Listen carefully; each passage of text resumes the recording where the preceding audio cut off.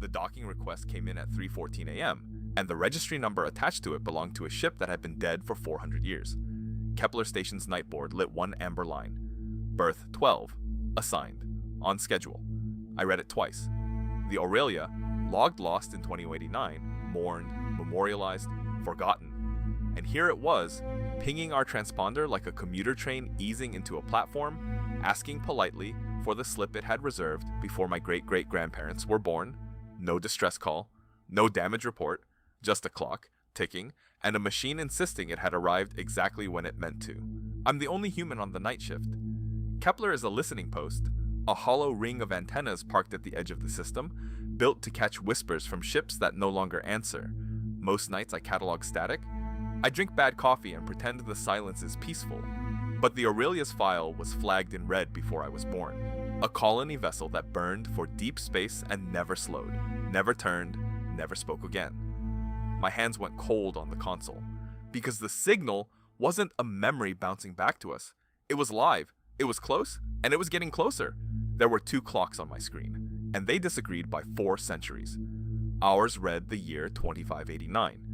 The Aurelia's onboard chronometer read the 4th year of a voyage that should have ended long ago. 4 years, its logs insisted. 4 quiet years of a crew going about their duties. Meanwhile, everyone they had ever known had lived, aged, and turned to dust while the ship counted a handful of birthdays. 2 clocks, 2 truths, both impossibly correct. I kept waiting for the glitch to reveal itself, for some corrupted timestamp to explain the horror away. It didn't. The numbers were clean. That was the worst part. There's a name for it, and it isn't a malfunction. Time dilation. Push a ship close enough to the speed of light and its own time slows to a crawl while the universe outside races ahead. At 99.995% of light speed, 1 year aboard stretches to 100 years outside. 4 years lived, 400 years passed. The math is elegant, merciless, and exactly right. The Aurelia hadn't broken any law of physics. It had obeyed them perfectly. Somewhere out there, it had flown so fast that time itself thinned around the hull, and its crew had simply outrun the calendar. And this is the part I needed myself to believe. It's real, not theory, not fiction. We've measured it. Atomic clocks flown on aircraft return fractions of a second behind the ones left on the ground. The satellites overhead correct for it every second, or the maps would drift and fail. Time genuinely runs slower for things that move fast. Scale that up to a starship, and 4 years for them becomes 400 for us. So the Aurelia being intact, being on time, being unbothered, that part I could explain. That part was almost comforting. It was everything else that started to feel wrong. Because a ship gone 400 years should not have been able to talk to us at all. Everything had changed. Our docking codes, our frequencies, the very language of the handshake, all rewritten a dozen times over the centuries. The Aurelia spoke a protocol so old I had to dig it out of an archive nobody had opened in lifetimes. A dead dialect.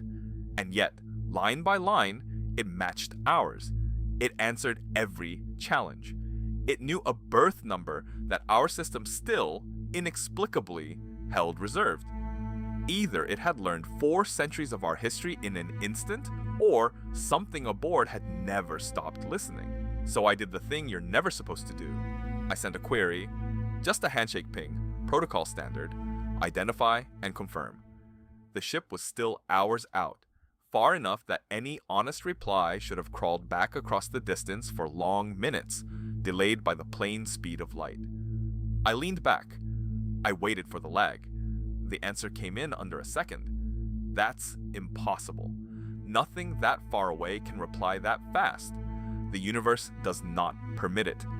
My skin prickled. Whatever had responded wasn't out there where the ship was. It was answering as if it were already here, already inside, already listening at my shoulder. Relativity could explain the ship. It could not explain who was flying it. 4 years of life support? Yes, survivable.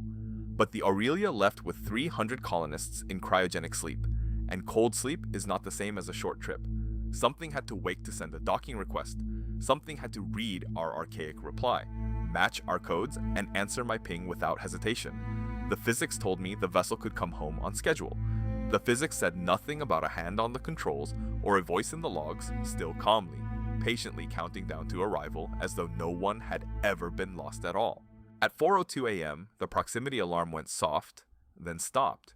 Not because the threat passed, because the Aurelia had arrived.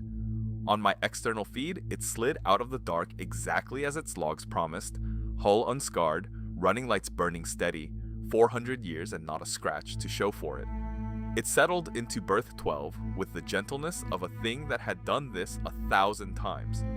The clamps engaged on their own. The umbilical reached out, and, deep in the station's bones, the airlock doors to the old wing, sealed since before I was born, began, with a low, grinding certainty, to open. Then the transmission came. Not code this time. A voice, human, warm, unhurried, threaded with the soft hiss of centuries.